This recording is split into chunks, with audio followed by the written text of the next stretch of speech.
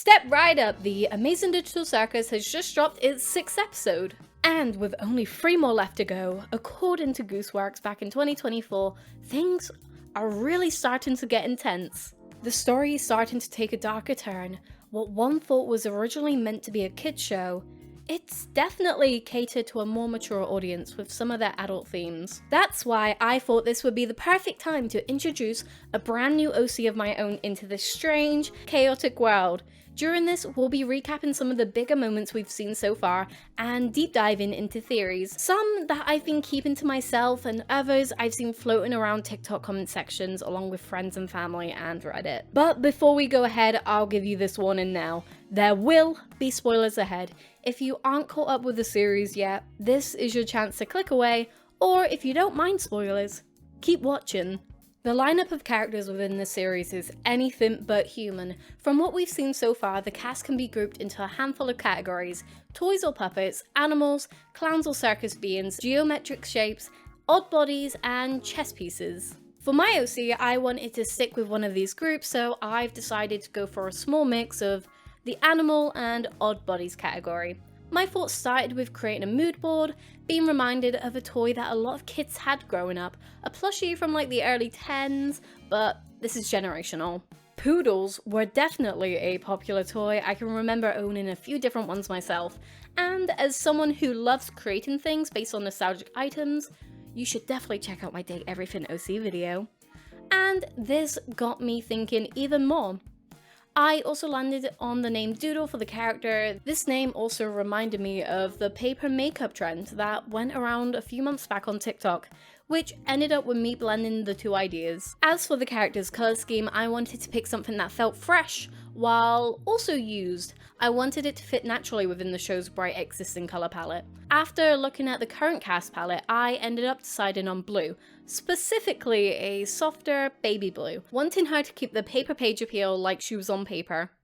If Doodle was an official character, I could imagine her being social and eager to connect with the main cast, but she's often overlooked and ignored by them, slowly fading into the background, as others often forget that she's even there. When wanting to make sure Ragatha is okay, she might get shrugged off despite wanting to help. Her kindness often brushed to the side, leaving her feelings unheard. I can see her talking to Kane out of the main characters the most, due to him normally getting brushed off by everyone too. I'd like her design to reflect her overwritten characteristics. Each time she appears, I'd love for her to appear with subtle doodles that would change depending on the mood. Hearts for love, stars for happiness, swirls for confusion, and so on. As the pilot begins, we are introduced to Pomni, who, despite possibly remembering fragments of what she did before she enters the circus, she definitely doesn't remember her name. She's immediately revealed to stumble into the already established group after being terrified of a flower pot clipping through the floor, accidentally crashing into Jax, Kinga, and Gangle. Which, on a side note, Gangle, I adore you, she is the cutest girl around, I am her #1 fan, and it breaks my heart that in every single episode her mask breaks. Every single time! And from there we quickly learn that everyone in the circus ends up here after putting on a headset, which we'll be talking about a lot later. We also find out Kane's an AI, Kinga's been here the longest, and then we're introduced to Bubbles, who licks up... I'm not gonna continue, but as Kane says, why are you like this? In the first episode, I could see Doodle spending most of her time around Gangle and Kinga, since they're the ones separated from the group to go find Zooble, who ends up being taken by the Gloinks. I could see later in the season Kinga would be the first to notice how left out Doodle's feeling, and he steps in to comfort her when she needs it the most. By the end of the episode, Cosmo ends up abstracting and attacks Ragatha. I'll be going over some theories I've seen about this later. During the attack, Ragatha begins to glitch, and while Pomni tries her best to reach out and help her, she ends up panicking and runs away due to the glitch spreading to her too. Honestly, I find Pomni very relatable here. I've seen some discourse of people not liking Pomni as much for this, but hear me out. Imagine being trapped in a strange new place with no memories of who you are, and suddenly there's strange faces that aren't human too? And then, a huge monster in front of you while your own hands and someone's body start shifting in unhuman ways.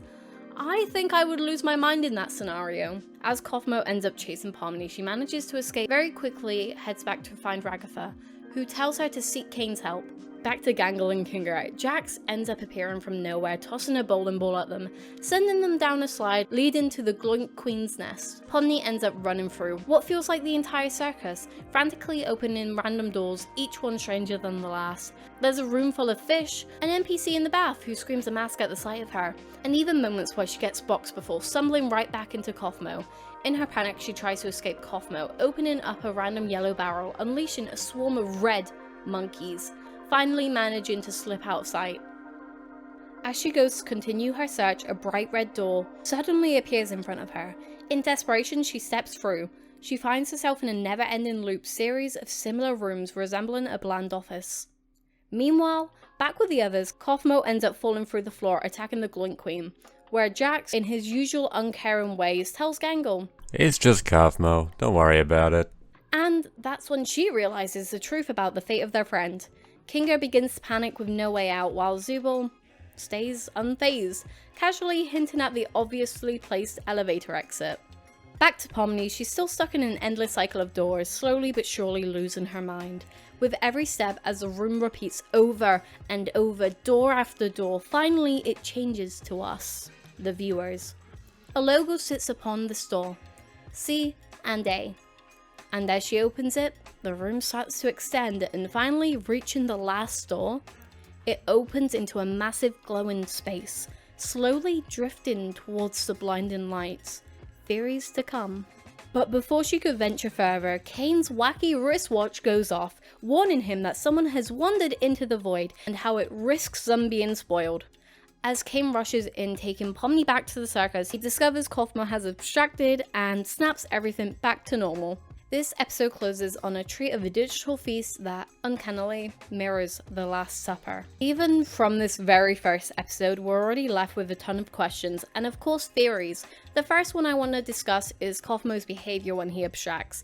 If you pay close attention, it seems like he's only attacking things that are red. Ragatha, Pomni, the red Gloink, the red monkey, and even the Gloink Queen. I've seen others theorize that Kaufmo might be searching desperately for Kane, wanting to end the suffering, but in this corrupted state, he could only see red and associate it with him.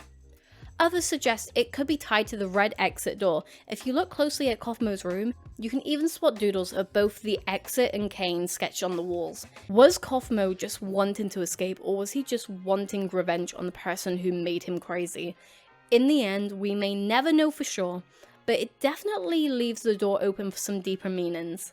For this theory, I want to add a small idea. What if Kaufmo wasn't the abstraction we see in this episode, but instead it was left behind as a filler since he abstracted? Kind of like the idea of Remnant in FNAF anger possessing objects even after the person is gone. Of course, this isn't a FNAF video, but the comparison I feel is fitting, kind of like NPCs taking your place when you log out. The second theory is about the exit. The big question I have is, why did it appear to Pomni at the time it did? I feel like there might be two possibilities on why. Option 1, the exit only shows itself once the person is in the early stages of abstracting. And option 2 is that the abstraction itself is the exit. Since Kane is an AI built to endlessly entertain his guests, it would only make sense that he or someone else would program the exit to be the hardest route, escaping by literally going insane. The more I think about it, these are the same ideas but with extra steps, but this is a theory I truly believe. Theory 3 is one that's had a lot of people talking. The digital dinner is framed almost exactly like The Last Supper, practically one-to-one with the original painting. Because of this, many fans have believed it's foreshadowing a betrayal, specifically that Pomni will eventually be betrayed by someone close to her. The big question, of course, is who the betrayer might be.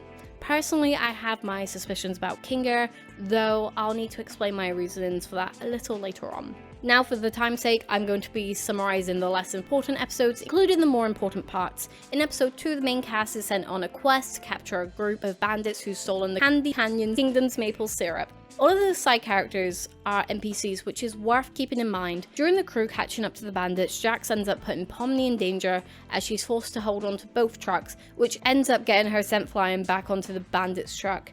And while the main group crashes into the chocolate river, Pomni and the bandits' gummy goo clip through a wall with the stolen truck and the other two NPCs being sent flying. Inside this strange broken chunk of the world, Gummy Goo starts to realize the truth about his existence, his life, his friends, and even his family. None of it is real. He tries desperately to picture his mother's face, but he can't, because she never existed. To make it worse, he sees himself in a menacing T-pose, not moving. By luck, Pomni appears and is pretty honest to him. And instead of rejecting it, Gummy Goo accepts her honesty, and the two form a pretty quick bond. Funny Gummy forever in my heart. While the others is finding out how to complete the quest, the two end up finding another truck with maple syrup and use it to clip back through the map, rejoining their groups. As there's more syrup than before, they decide to let the other two bandits return home with it, while the originals go back to the kingdom. During this time, Jack intentionally leaves the gates open, with the monster waiting to enter. As everyone enters back through the circus, if like a sickening fate, Gummy Goo doesn't make it. The moment they returned, he explodes into confetti, with Kane explaining that an NPC slipped past. It's his way of keeping track of who's real and who's fake. And finally, the episode ends on a more sad note, Kaufmo's funeral. Episode 3 starts with the crew messing around, seeing what happens when Pomni holds her breath. Each of them have a different reaction. Pomni's face shifts colours, Kinga starts glowing, Ragatha's hair sticks up straight, Gangle's mask starts spinning in circles, and Zubal's limbs suddenly turn stiff and straight.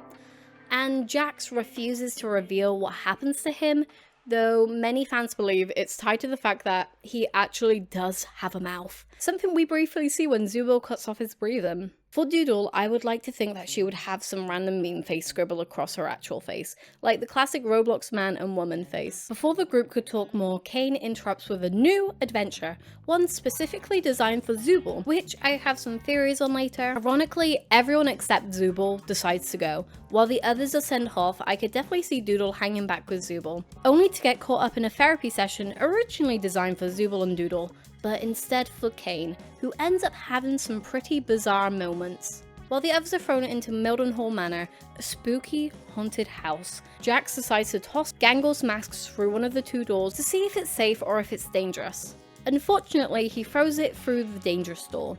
Pomni by now has had a moment with her eyes popping out and Kinga trying to help put them back in. He gets sidetracked wanting to help and go retrieve Gangle's masks. He ends up pulling Pomni through the door with him. The two are forced to go through nightmare scenarios where we learn more about Kinga and who he was before the circus. Normally, the guy is pretty sporadic and a mess, but during this episode, he's calm, caring, and being able to actually think due to the dark light. We also learned that Kinga was a beta tester, or was a game developer, and his wife was also a potential game tester. Because of this, I've seen many people theorize that Kinga might actually be Abel from Cain and Abel. C and A. I don't have enough time to fully break this down, but in short, Cain and Abel were the two sons of Adam and Eve. Abel was a shepherd who offered the gods the best portion of his flock. Cain was a farmer who offered crops around the ground. God favored Abel's offering but rejected Cain's, which made Cain furious and jealous of his brother. Despite God warning Cain to resist sin, Cain lured Abel into the fields and murdered him. Committing the first recorded murder, God punished Cain by cursing him to wander the earth, but also marked him with a sign so no one could kill him on sight. If you would like to see a deep dive on the full theory, I highly recommend checking out Mr. #YWise post on Reddit. I'll have it linked in the description where they go into more detail on the nitty-gritty. During this episode, Kinga also has a moment where he's drawn towards the scary ghost when his mouth opens. Lights and bubbles appear, softly saying, You look beautiful, honey. Which reminds him of his wife, who we learn abstracts or was in the process of abstracting. Shockingly, she seems calm when she sees him. That was before Cain banished her to the cellar. Later we see Kinga accidentally shoot an angel instead of the true monster and are dragged to hell, where they are both told it'll be the last breath they take. After Pomni almost having her life taken and Kinga going into dad mode to calm her down, they both manage to survive by holding their breath. Kinga ends up being the beacon of light Pomni needs during this, able to guide her through the hellhole. Meanwhile, Ragatha, Gangle, and Jax enter the good door, where they're greeted by the wife of the man in story. They end up having a fun tea party while Jax is tied up, looking completely unimpressed. For this episode, I have only one thing to discuss, and it centers on Cain's potential dislike or even outright hatred towards Zubal. Out of all the characters, Zubal is the only one we've seen openly rejecting Cain's adventures, consistently choosing to do their own thing. And every time they does, Kane seems to unravel a little. Unstable even. What makes it even more suspicious is that this particular adventure was meant for Zooble. If they had taken the darker path alongside Kinga and Pomni, I honestly don't think they would have made it through. The only way out was by not breathing, but Zooble stiffens up while they hold their breath. Unless someone physically dragged them out, that could have been the end for them. A sudden write-off no one would have expected. Episode 4 focuses on Gangle starting out lighthearted with Ragatha teaching her baseball, until Jax accidentally breaks her mask as he responds. I actually didn't mean to do that. Though honestly the ball flew straight at her, so I'm not buying that it was an accident. Zooble then calls out, "Hey Gangle, there's something you might like." Where in Zooble's room sits a toy box as they look through. Zooble finds a cheerful plastic mask with cute doodles on them.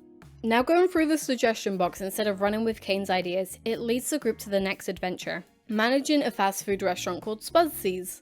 Kane declares that Gangle's the shift manager. We even learn that when she was human, she once worked in fast food and dreamed about becoming an artist, creating her own manga. With the new mask on, Gangle initially seems happier, falling back into the comfort of routine, but chaos starts pretty quick as Jax throws Ragatha into the deep fryer, and for the first time we see Gangle speak up for themselves and others. As she tells Jax these things can't happen around here, when Jax tries to call out her bluff. She escalates and calls upper management and states that punishment should be waiting for any bad employees, where Kane actually likes this idea. As the day passes, stress piles up, Ragatha gets stupid sauce in her eyes, which sidelines her for the most of the plot. Gummy also makes a surprise appearance, catching Pomni off guard and making her act stranger than usual. Meanwhile, small comments from the others start to wear Gangle down, each one internally chipping away at her, as heard by noises little by little until her true feelings begin to slip through. To me, this episode really feels like a metaphor for masking your emotions at work, which for me is very relatable. Upon taking a break outside, it's obvious how overwhelmed Gangle is feeling. She begins to open up to Pomni about it, but holds back. As the members start to clock out one by one, Pomni offers to stay and cover the rest of Gangle's closing shift so she could go home early. Grateful, Gangle accepts. But the moment she steps outside, she removes the mask, seeming happier and at peace, and in a shocking twist, she ends up falling backwards, getting struck by a random truck. This episode wraps up with the character scores, everyone landing on B+, while Kinga, who wasn't even present, somehow earns an A+. As for theories beyond Gangle masking her feelings, there's an interesting one from Moonshadow435 on Reddit. They propose that Gangle wasn't really a fast food shift manager at all, but instead an actual shift manager for CNA. You can check out the full theory in the description. Episode 5 begins with the group returning from a particularly rough adventure, one that Doodle would definitely avoid going on due to the water being involved, that or she'd be teleported back automatically. Kane then starts rambling about some dark adventures he has planned, where Zooble butts in suggesting that they should use the suggestion box instead. Kane gives a confused response but decides to go through with it anyways, explaining how it would be dangerous to let NPCs run unchecked. Despite that, during these adventures are open for the group to engage and are chosen by a voting system, starting with a poaching adventure suggested by Jax. All of the cast but the suggester himself votes to skip. Jax almost eats Gangle's ribbons, leading to him being made vegan. The second takes them to the White House, where Pomni is a president, Ragatha and Zooble act as security, Kinga is her assistant, and Jax is an Australian extremist with insects that will explode from his briefcase. Some fans speculate he chose to make himself Australian to make Pomni happy after the gummy goo incident. We also see Jax's appeal for comedic timing, and Pomni must choose the right wire to cut. Suddenly, Gangle appears as a New Zealand extremist, claiming she doesn't know what they threaten people with, and then the scene shifts into a full anime-style opening. I personally would love to see more of this. The start of the scenes were done super well. I also want to quickly theorize that Kinga being a teacher, other than hinting at his older age, feels like a hint at him being in a position of higher power compared to everyone else in the circus. We see Gangle having fun drawing Zooble, clearly knowing it was her suggestion, while Jax mocks her by calling her a loser. Let a girl watch anime and be just a girl. He then brings up an embarrassing moment. It's not as embarrassing as that time Gangle took an anime figure. The cut-off leaves fans speculating, some to think it's to do with the Rainbow Dash incident, which I will not be saying more on. The transition shifts to a calm stargazing trip, where people theorize this is Kinga's suggestion as he would love to take his wife stargazing and eating sandwich. and for once, the group seemed calm and relaxed. Seeing Gangle and Zooble smiling and hanging out, Jax asked Pomni, Do you think Gangle is actually capable of being happy? which earns a confused, "What?" from Pomni. This stood out to me with how calm everyone is. Jax, usually being mean to Gangle, seems unusually focused on her well-being, but ends up being called out by Ragatha, stating how, She probably doesn't like you being mean to her. with Jax insisting. She likes when I'm mean to her, though. In this part, we see a more sensitive side to Jack, especially when Pomni asks, "Do you have any friends?" And Ragatha quietly responding, Not anymore. leading to a pretty sad misunderstanding where Jax might have thought she was referring to Ribbit, someone who had previously abstracted, where in fact she was referring to herself, shown by her obvious shock causing Ragatha to nervously escape the situation at the misunderstanding. Meanwhile, Kane seemingly not being able to process how everyone is with their own adventures rather than the ones he designs, which Kane an AI was made to do, starts to panic slightly and triggers the intermission time with some fun cutscenes, one including Pomni and Jax getting squished by bowling balls, Gangle and Ragatha having cake thrown at them, and Kinga holding a bowling ball only for him to get hit by a chess piece that somewhat resembles Queenie, his wife. And Zooble is mysteriously absent here. More on that soon. During the intermission, we see more playful moments like Pomni doing a frog pose in a room styled like Vogue, potentially linking to Ribbit. When the show resumes, a bar appears in black and white and Zooble's a bartender serving drinks. Here's where we learn more about the backstory of the cast. We learn that Zooble previously worked at a bar and is a tattoo artist. Pomni is 25, an accountant for a supermarket chain, and enjoyed exploring abandoned places for videos. Jack starts by explaining his story, which ends up being the plot of Breaking Bad, where Zooble cuts him off, telling him to at least be more original. Gangle's backstory is a fast food worker who dropped out of community college to pursue art. Ragatha comes from a wealthy family with horses and chickens, likely has unresolved mother issues, and worked in real estate before finding the circus. I believe her job is what possibly makes her stumble across the CNA headset. We'll also introduce the mysterious disappearing guy and learn about Jax's peculiar hatred for corn. And lastly, the episode closes with a baseball game suggested by Ragatha, though it doesn't turn out the way she envisioned. Also, Evil Jax reminds me of Cody from Total Drama Island, and even Cody Codes 05 from the Celestium SMP. Something I've realized about this episode, with all the suggested adventures, they never go to plan for the person suggesting them, and if they do, Kane often shuts it down and changes the intended plan. Finally, we see a mannequin appear again, this time accompanied by ominous music. Fans are left questioning if this is an NPC or an actual player hiding from Kane's radar. Now back to the theories from earlier. During the intermission, there are a lot of interpretations of this scene. Some think that Jax and Pomni being squished by the bowling balls could symbolize them potentially leaving the circus, while Gangle and Ragatha abstract. And Kinga might stay behind, possibly sacrificing himself to save Jax and Pomni.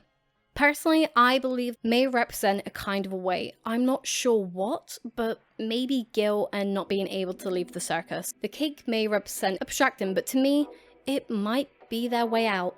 Finally free. As for Kinga, he could either betray Pomni, forcing them to remain trapped, or as others have theorized, he might be trying to save the others and wake up to what he's done as Abel. And Zooble, I've actually started to wonder if they might be an NPC. It's wild to even consider, but it could explain why they was mysteriously absent during certain events. Other fans have suggested they might be the only survivor in the long run. Honestly, only time will tell, but it's a theory that really sticks with me. Episode 6 is one of the most recent episodes, and has left me and countless other fans absolutely shocked and confused. From the beginning, we see Zooble hiding from Kane after revealing he's been singing Daisy Bell outside their door. I feel like it's important to say that this song choice really stands out to me, forever proving Kane being AI. By originally being written in 1892, it became famous in 1961 as the first song ever sung by a computer. I can't help but feel like there's a symbolism here. Since Kane is AI, maybe this is a subtle nod to his origin, maybe he was originally made in 1961, even if he wasn't fully introduced until the lost media days of 1990s. From here, the episode starts to break down. We begin to see Kane truly losing his grip on the cast. He doesn't like that the group seems to prefer their ideas from the suggestion box over his own, and it's honestly sad. Instead of seeing it as a chance to expand and improve on their ideas, he's stuck in a one-track plot-driven mindset. It makes him insecure and dangerous. We're also introduced to Ming, an NPC who you do not want to make an ass out of. This episode's theme is about trust exercises, where Kane attempts to rebuild trust by forcing the cast into a team-based shooting exercise, which goes terribly wrong when Jack shoots Ragatha, causing Kane to tweak out slightly, losing his temper. So instead he spawns more weapons across the circus, splitting everyone into two-person teams, each with 3 lives. And Doodle, well, Kane puts her in a unique position. She's forced to go solo, but with 6 lives instead of 3, as if Kane was just being chill about it, or maybe testing her in his own weird warped ways. As the teams are set, we get the following pairs: Pomni with Jax, Ragatha and Kinga, and Zooble and Gangle. Meanwhile, Kane is planning the award show we'll see later in the episode. We get some really telling character moments. Ragatha clearly wants to be closer friends to Pomni, but every attempt just falls flat, almost painfully so. Gangle, on the other hand, trusts Zooble enough to let them hold onto her happy mask for the right moment. Since she's determined to fire the Tommy gun at least once, Zooble agrees, and honestly, I think it's a great symbol of their friendship. Zooble watching over the part of Gangle that makes her happiest. Once the round begins, the guns get randomly teleported around the circus. Gangle panics over the Tommy gun, while everyone else scatters. During this chaos, Kane reveals some Polaroids of the CNA building, which all but confirms that CNA is the company behind the creation of the circus itself. We also see Kinga do something that we didn't know was possible. He summons a butterfly from his hands. Ragatha, baffled, asks if that's even allowed. Kinga just shrugs it off with, Oh, nah. I made it up. leaving Ragatha completely confused. I've got a small theory about this, but more on that later. Meanwhile, Pomni and Jax seem to be getting along surprisingly well. For once, Pomni actually leans into the chaos, treating the game like a chance to be mischievous and evil. Jax, amused, starts categorizing the group. Ragatha's the cheerful one, Gangle's the sad one, Kinga's the crazy one, Zooble is the grumpy one, Pomni the one who hasn't figured herself out yet. And of course, he calls himself the funny one. But by the end of the episode, those labels feel more contradictory than true. Everyone shows a side that doesn't quite fit the box that Jax put them in. If Doodle were here, I imagine she'd be cast as the shy one, or maybe the wait, who's that again type of character, but in this episode, she's seen and she's heard. As the round heats up, Funny Bunny starts shooting at Ragatha and Kinga. Pomni manages to land a solid hit on Ragatha, knocking her out temporary. When she responds, Ragatha scrambles for a weapon only to realize it's a prop. Before getting shot down again, desperately she hides, calling out for Kinga's help, admitting she knows Jax is up to something with Pomni. As Reddit user OddPerformer586 points out, they believe that Jax may have been influenced by Ribbit back in his teenage years, pushing him towards wanting to make others abstract. Definitely check out their full thoughts if you haven't already. And with major doubt, Ragatha jams her fingers into the barrel of Jax's gun, hoping to redirect the damage back onto him. Shockingly, it works. But Jax snaps, pulling out another weapon, finishing her off in a fit of rage. For once, we start to see Jax not as a funny one, but as someone genuinely upset. When Ragatha respawns in the loser's corner, you can hear. Oh. Meanwhile, Zooble and Gangle share a surprising heartfelt moment. Zooble reassures her not to worry about Jax, even in his absence, whether you see them as friends or something more. The bond is undeniable, and honestly, strategy has my heart. Back with Funny Bunny, the two seemingly oddly comfortable together, but then Kinga appears in the doorway. Standing still, he delivers the line, I'm right behind you, aren't I? a classic nod at the trend of he's right behind me, isn't he? What follows is an unexpected epic action sequence with Funny Bunny firing at Kinga. While he faces them head on in a shocking twist, Kinga ultimately ends himself. But when he responds, he's surprisingly calm. Noticing Ragatha crying in the corner, he gently comforts her as she admits she feels like she failed Pomni and Jax. The scene shifts to Zooble and Gangle, where Gangle finally finds her long-awaited Tommy gun. With a determined grin, she says, "It's time!" What follows is one of my favourite moments. Gangle, for once genuinely having fun, she lets loose, spraying bullets while Zooble watched on impressed. And dare I say, a little blush. But the fun doesn't last long. The gun ruptures the pipes are hiding in, launching the two teams into the open circus. There, Pomni and Gangle are in a standoff. When the shots fire, only one stands, and tragically, the bullet shatters both of Gangle's masks. Since each mask counts as a life, it costs her two, instantly knocking her out. Zooble upset retreats, looking for extra limbs for the battle. Outside, Pomni and Jax taunt her by singing Daisy Bell. to which Zooble angrily shouted, Are you seriously singing that? When the song ends, Jack remembers it's the key he's been holding. Unlocking the door, he's met with a storm of bullets as Zooble ambushes him, forcing Pomni to scramble for cover. Now everyone is on one life. Zooble bolts, Pomni hot on their heels with unnerving precision. Pomni shoots a wall, causing every weapon to be wiped clean out of Zooble's hands. The chase ends with Zooble falling, leaving Pomni and Jax to claim victory. When Zooble respawns in the loser's corner, she is greeted by an unexpected sight. Ragatha, Gangle, and Kinga are all wearing cat ears and tails. Honestly, I could totally see Doodle blending into the silliness. Back with Funny Bunny, Pomni is glowing with excitement over their win. She throws her arms around Jax, exclaiming, "We make such a good team!" But instead of sharing the moment, Jax stiffens and shoves her away. His dismissal immediately sours her mood. Jax calls her delusional and brushes her off like she's a joke. Hurt, Pomni asks, "Will we still be friends if I shot you?" Without hesitation, Jax replies coldly, "We were never friends." Those words leave Pomni stunned.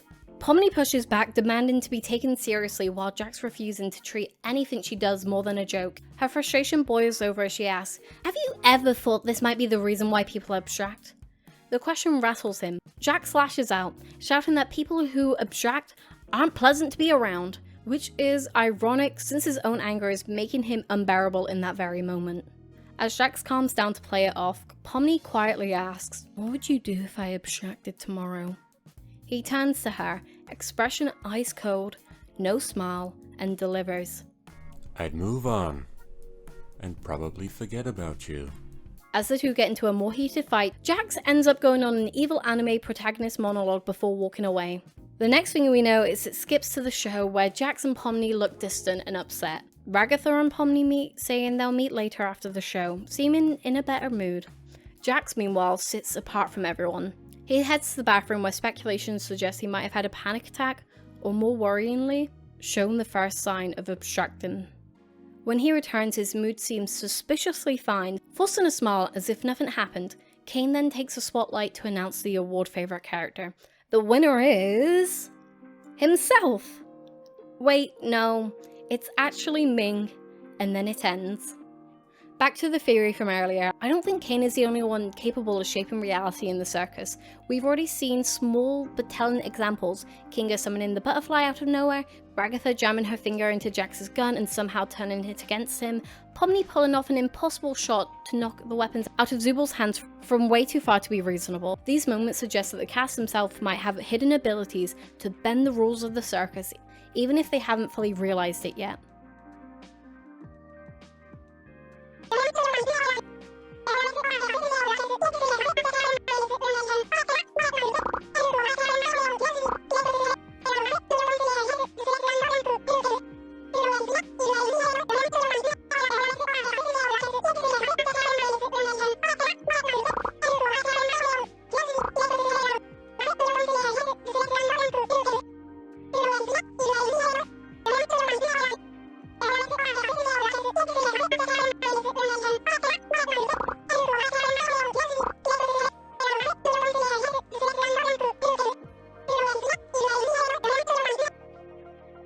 But right before the video actually comes to an end during the credit scene, we see King quietly check out the votes to find out how many people have voted for him. The answer? Sadly, not a single one. None of his own NPCs voted for him. The realization makes him begin to glitch out, a chilling sign of his fragile state. I believe in the next few episodes we are going to learn the truth about Kane, showing his programming start to unravel as he spirals further into instability, and honestly, I don't think anyone trapped in the circus is heading towards a true happy ending. But only time will tell. If you enjoyed this video, don't forget to leave a like, and if we hit 25 likes, I will probably work on a part 2 about my character and my sibling's character. Maybe even make a whole new cast if that was a season 2. Bye guys! Take 1 billion. I made it up. Ugh. It's time. Not anymore. Wait, that one kind of sounded angry. Hold on, let me make it really sad. You look beautiful, honey. What the fuck? So good.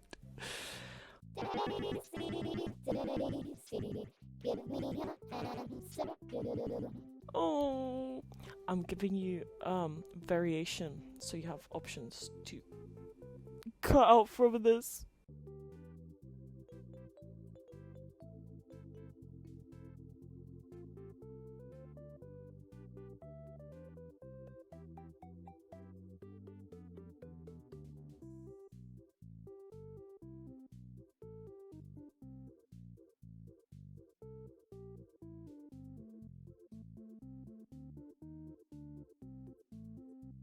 It's time.